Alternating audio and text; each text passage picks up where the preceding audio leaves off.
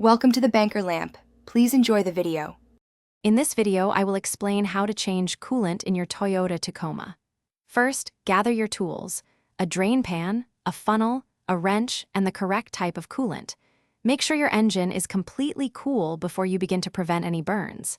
Safety is key, so always wear protective eyewear and gloves throughout the process. This preparation ensures a smooth and safe coolant replacement. Now, let's drain the old coolant. Place a large drain pan directly under your radiator. Locate the drain plug, usually at the bottom of the radiator, and carefully open it. Allow all the old coolant to flow out completely.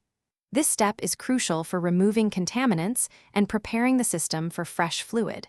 Ensure the pan is large enough to hold several gallons. After draining, close the drain plug. Now, fill your radiator with distilled water. Run your engine with the heater on high for about 10 minutes to circulate the water, then drain it again. This flushes out any remaining old coolant.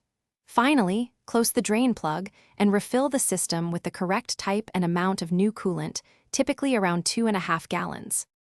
The final step is crucial: bleeding air from the system. With the radiator cap off, run your engine until it reaches operating temperature.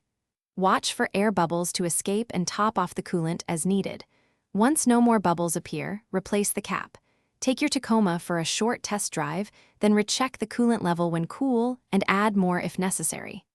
Also, remember to stay hydrated while working. Check the description for a link to a fantastic water bottle and other deals. Thanks for watching. If this was helpful, leave a like and consider subscribing. See you next time.